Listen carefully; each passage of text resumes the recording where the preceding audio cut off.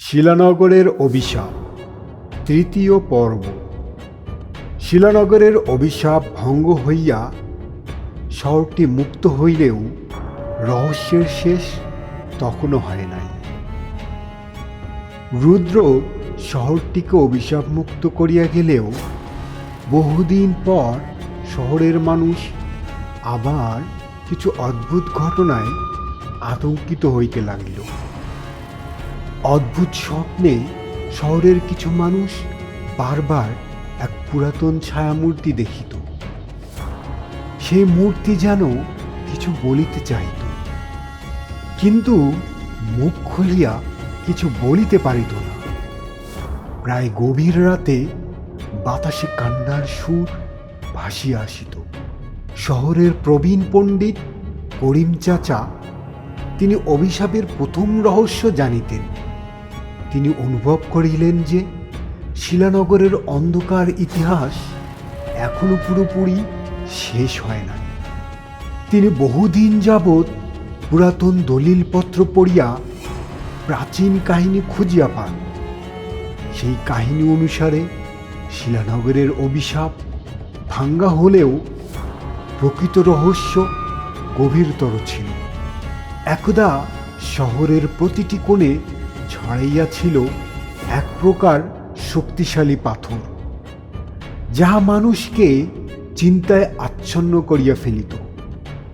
এই পাথরগুলি শিলানগরের আসল শক্তির উৎস হইয়াছিল। করিম চাচা সেই পাথরগুলির রহস্য জানিবার জন্য কয়েকজন নবীন ও সাহসী যুবকের সহায়তায় অনুসন্ধান করিতে শুরু করিলেন। তাহার মধ্যে তপন নামে এক তরুণ ছিল, যাহার অদম্য কৌতূহল ও সাহস তাহাকে সবচেয়ে গুরুত্বপূর্ণ ভূমিকা পালনে সাহায্য করিল। একদিন গভীর রাতে করিম চাচা ও তপন শহরের পুরাতন বাড়িটিতে গোপনভাবে রহস্য সন্ধান করিতে গেলিলেন। তারা পুরাতন শহরের ধ্বংসাবশেষের মধ্যে এক গোপন সুড়ঙ্গ খুঁজিয়া পান, যাহা বহুদিন ধূলি ও মাটি দ্বারা ঢাকিয়া পড়িয়াছিল। সুড়ঙ্গটি শহরের প্রাচীনতম ভবনের নিচে গিয়াছে। তাহারা সেই সুড়ঙ্গে প্রবেশ করিলেন এবং বহুক্ষণ হাঁটিবার পর একটি চেম্বারে পৌঁছাইলেন। চেম্বারের মাঝখানে এক অদ্ভুত আবহ তৈরি হইল। চারপাশে পুরাতন পাথরের টুকরোগুলো তাহার উপর অদ্ভুত লিপি খোদিত ছিল। করিম চাচা বললেন, এই পাথরগুলি সেই রহস্যময় বস্তু যাহা শহরটিকে অভিশাপ প্রাপ্ত করিয়াছিল। ইহার মধ্যেই লুকাইয়া আছে এক প্রাচীন জ্ঞান, যা মানুষকে অন্ধকারের দিকে ঠেলিয়া দিয়াছিল। তপন সেই পাথরের একটি টুকরো হাতে লইল এবং অমনি তাহার মনে এক অদ্ভুত অনুভূতি জাগিয়া উঠিল। মনে হইল পাথরটি তাহার চিন্তা নিয়ন্ত্রণ করিতেছে এবং তাহাকে এক গভীরতর রহস্যের দিকে আহ্বান করিতেছে। করিম চাচা বলিলেন, এই পাথরগুলির রহস্য হইল ইহারা মানুষের আবেগ ও চিন্তা গ্রাস করিয়া ফেলে। বহুদিন আগে শিলানগরের মানুষ ইহার দ্বারা প্রভাবিত হইয়া নিষ্ঠুর ও অহংকারী হইয়াছিল। তাহারাই সাধুকে অপমান করিয়া শহরের এই পরিণতি ডেকে আনিয়াছিল। তপন বুঝিল অভিশাপটি প্রকৃতপক্ষে মানুষের মন ও ইচ্ছার উপর ভিত্তি করিয়াই ছিল।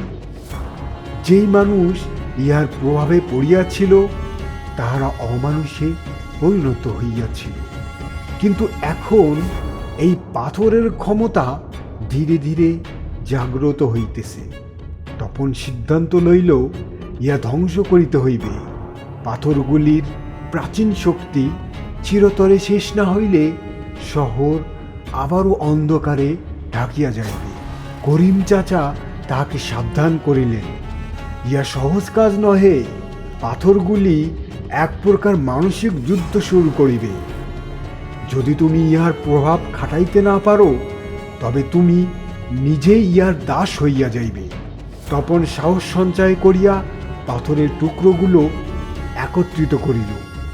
তাহার মন ধীরে ধীরে বিভ্রান্ত হইতে লাগিল, কিন্তু সে তার সমস্ত ইচ্ছে শক্তি একত্র করিয়া পাথরগুলি ধ্বংস করিবার চেষ্টা করিল।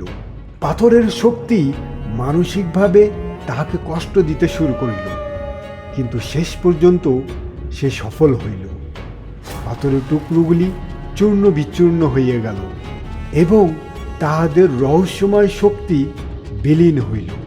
শিলানগর অবশেষে প্রকৃত মুক্তি লাভ করিল। পাথরগুলি ধ্বংসের সাথে সাথে শহরের চারপাশে রহস্যময় বাতাসটি থামিয়া গেল এবং সেই ছায়ামূর্তির করুণ মুখটিও চিরতরে অদৃশ্য হইল।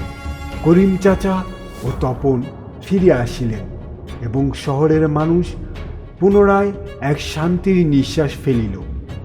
শিলানগরের অভিশাপ অবশেষে ইতিহাসে পরিণত হইল এবং তাহার রহস্য চিরকালের জন্য সমাধান হইল।